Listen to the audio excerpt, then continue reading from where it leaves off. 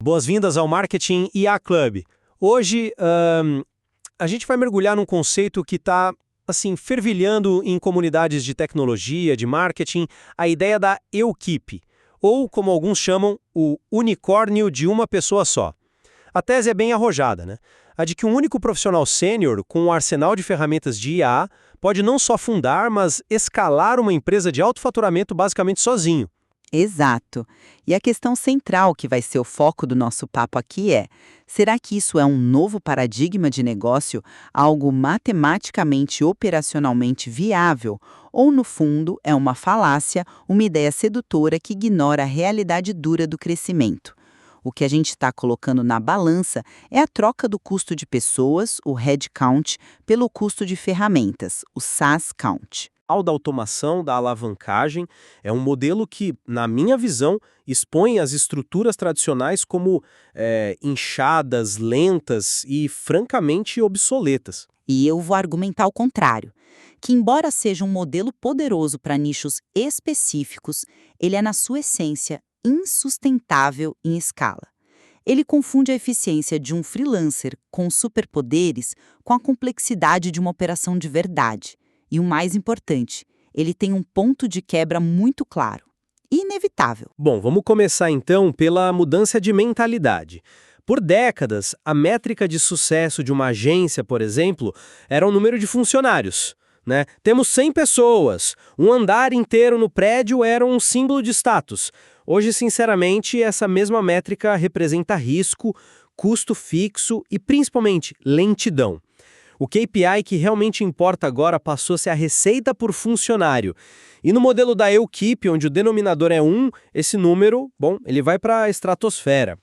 A IA está comprimindo a cadeia de valor. O que antes precisava de um redator, um designer, um analista de mídia, agora pode ser orquestrado por um único estrategista sênior, o tal do piloto da operação. A economia é brutalmente clara. O custo, o tempo de treinamento, os erros e o gerenciamento de, 5 funcionários júniores são infinitamente maiores do que o custo de assinar um stack robusto de IA. É a tal da SaaSificação. Você não vende mais suas horas, você vende acesso a um processo automatizado. Eu vejo essa tese por um prisma completamente diferente. Para mim, ela romantiza o que, na prática, é uma solidão operacional muito perigosa e subestima, drasticamente, a carga cognitiva de gerenciar múltiplos clientes e processos ao mesmo tempo. A escala não é infinita. Ela tem um limite bem tangível e humano, o tempo e a sanidade do piloto. O modelo, para mim, tem uma falha de projeto, o que eu chamo de armadilha da complexidade. Ele só funciona em um cenário ideal, com o escopo fechado e processos que se repetem à perfeição. Qualquer coisinha, qualquer demanda por customização um pouco mais complexa, a automação não só quebra, ela vira um peso. E aí o solopreneur vai direto para o burnout. E a gente precisa ser precisa aqui. Usar vários freelancers não é ser uma equipe, isso é ser um gestor de projetos. A automação de verdade, a tese que a gente discute, exige sistemas integrados e não pessoas. E, por fim, o ponto mais crítico. A dependência total em uma única pessoa cria um ponto único de falha. É catastrófico. Não tem resiliência, não tem plano B. A operação inteira para se o piloto fica doente ou, precisa tirar férias. Mas vamos trazer isso para a prática, para a viabilidade. Imagina um consultor de growth atendendo 15 clientes, sozinho. Como? Na prospecção, em vez de um time de vendas, ele usa agentes de IA para extrair leads do LinkedIn. Uma automação com uma ferramenta tipo Clay enriquece os dados e um LLM gera e dispara e-mails super personalizados em escala. O custo humano nessa etapa é praticamente zero. Certo. E o onboarding desses 15 clientes? Isso normalmente leva horas de reunião, de planejamento. Então, aí que a automação continua. O cliente preenche um typeform bem detalhado. Esses dados via make.com vão para um modelo de linguagem tipo um Cloud 3.5 que analisa tudo e já gera um rascunho completo do plano de ação inicial. O piloto entra como o human in the loop. Ele não cria do zero, ele revisa, refina, aprova. Uma tarefa que levaria horas vira minutos.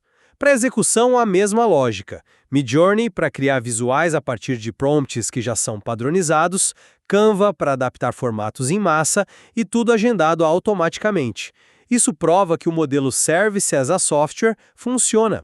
O valor não está nas horas do piloto, mas na arquitetura do sistema que ele construiu. Olha, com todo respeito, mas para mim essa descrição não é de um unicórnio, é de um super freela. O gargalo não sumiu, ele só mudou de lugar e se concentrou todo numa pessoa só. Esse piloto ainda precisa revisar 15 planos, gerenciar as expectativas de 15 clientes, fazer 15 reuniões estratégicas e apagar 15 incêndios diferentes. Vamos colocar na ponta do lápis. Se a revisão de cada plano leva só 30 minutos, já são 7 horas e meia de trabalho. Só para uma tarefa. Como é que essa pessoa escala para 30 ou 50 clientes? A carga cognitiva fica insustentável.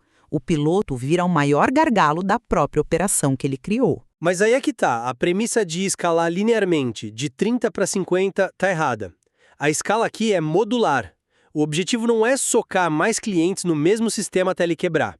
É refinar o sistema para esses 15 a um ponto em que a intervenção humana seja mínima. E isso libera o piloto para construir um segundo sistema, talvez para um outro nicho. A escala não é em volume, é em replicação de sistemas. Mesmo assim, você está ignorando o custo. O SaaS Count não é desprezível. Planos empresariais de várias ferramentas de ponta, Make, OpenAI, Midjourney, Clay, isso soma fácil milhares de dólares por mês.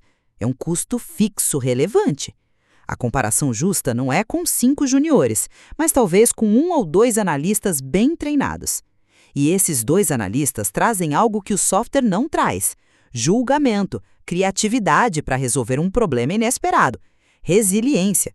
Se uma API da ferramenta cai, a operação para. Se um analista fica doente, o outro cobre. Você troca custo de pessoal por custo de software, mas também troca flexibilidade humana por rigidez de sistema. Essa sua descrição do piloto como revisor me leva a outro ponto, que na verdade é a maior força do modelo. O que eu chamo de paradoxo da senioridade. A equipe só funciona e funciona tão bem porque o piloto é sênior. Uma IA sozinha é uma máquina de gerar resultado mediano, né? Ela alucina, inventa coisa, não tem bom gosto. Se você coloca um júnior para gerenciar essa IA, ele não tem o olho treinado para saber o que é bom e o que é ruim. Ele vai aprovar o que a máquina cuspir. O sênior, não. Ele atua como um curador, um editor-chefe. A IA é um exoesqueleto que amplia a capacidade de execução dele, sabe? Eliminando o trabalho braçal e permitindo que ele foque 100% na estratégia e na qualidade. Engraçado. Você está descrevendo o que eu vejo como a maior limitação do modelo, como se fosse a maior virtude dele. O paradoxo da senioridade não é uma força, é a prova da fragilidade do sistema. Ele depende de um recurso que é extremamente escasso, caro e não escalável. O tempo e a atenção de um especialista para revisar absolutamente tudo. Isso não libera o sênior para a estratégia. Pelo contrário, afoga ele na revisão de tarefa de nível júnior, mesmo que feita por IA. É a receita para o burnout. Ele não é mais um estrategista. Ele vira um inspetor de qualidade mais caro do mundo. Um gargalo para cada e-mail, cada imagem, cada relatório. Mas esse raciocínio parte de uma premissa equivocada. O modelo não quer replicar uma agência. Ele quer substituí-la. O objetivo não é treinar juniores. O valor não está em desenvolver talentos, mas em criar um sistema tão eficiente que a necessidade de mão de obra operacional diminui drasticamente. E tem uma diferença fundamental entre gerenciar uma pessoa e otimizar uma ferramenta. Refinar a produção de uma IA é um processo rápido, de minutos. Gerenciar, treinar, motivar e corrigir o trabalho de um funcionário é um compromisso de meses. A alavancagem é incomparável. E a que custo? A inovação, as soluções que realmente mudam o jogo, elas raramente vêm de uma cabeça só, por mais sênior que ela seja. Elas nascem da colaboração, do debate, do atrito de ideias. Nesse modelo, o sênior fica preso numa câmara de eco com a própria IA, otimizando o que já existe em vez de criar um novo. Isso leva a uma questão mais profunda. Onde está o desenvolvimento de capital humano nisso? Não tem mentoria, não tem crescimento de equipe, não tem plano de sucessão. É um beco sem saída. Se o piloto sai, o negócio morre com ele. Não é uma empresa, é um emprego de altíssimo rendimento. Eu entendo a sua lógica, mas vejo essa questão da padronização por outro ângulo. Concordo que o modelo funciona melhor com processos padronizados, mas isso não é uma fraqueza, é uma disciplina estratégica. O objetivo é justamente esse: transformar serviço em produto para eliminar a variabilidade. A variabilidade é a maior inimiga da escala e da margem. Você não tenta ser tudo para todos. Você constrói a melhor máquina do mundo para resolver um problema específico. É o foco extremo que permite a escala. E é justamente esse ponto que prova por que a Eukip nunca vai ser um unicórnio de verdade. Negócios de altíssimo valor, principalmente em B2B, crescem resolvendo problemas complexos, ambíguos, personalizados.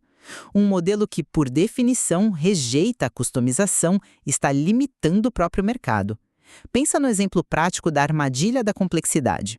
O piloto tem uma automação perfeita para gerar relatórios de e-commerce, funciona como um relógio. Aí, o cliente mais importante pede para integrar dados das lojas físicas. A automação não só quebra, ela vira um problema. O piloto vai gastar o dobro do tempo desfazendo o sistema para acomodar uma exceção, algo que um assistente resolveria em 1 hora com uma planilha. O modelo é ideal para um lifestyle business, um negócio de alta lucratividade, e não há nada de errado nisso. Mas não dá para confundir com uma empresa que quer dominar um mercado.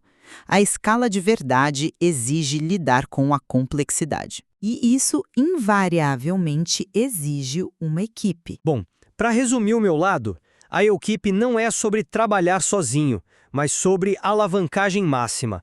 É sobre um especialista construir um sistema que multiplica a sua capacidade. A regra para o futuro, para mim, é clara. Antes de abrir uma vaga, audite o processo. Se a tarefa é basicamente processamento de informação, a resposta mais inteligente é contratar uma IA, não uma pessoa. É um modelo de negócio viável e é sim o futuro da eficiência. E eu concluo que, embora a IA seja transformadora, a ideia da Eukip como um unicórnio escalável é uma simplificação perigosa. O modelo é frágil, limitado pela capacidade de um único piloto e quebra sob a pressão da complexidade do mundo real. Ele otimiza a execução em detrimento da profundidade estratégica, da inovação e da resiliência.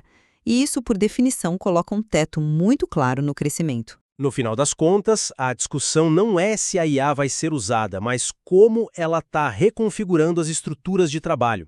O valor está claramente migrando da execução manual repetitiva para a orquestração estratégica de sistemas inteligentes. Exatamente. O debate sobre a Eukip nos força a pensar sobre o que escalar realmente significa nessa nova era. E o que fica claro é que ainda há muito a se explorar para a gente achar o equilíbrio certo entre a alavancagem da máquina e a profundidade insubstituível do julgamento humano.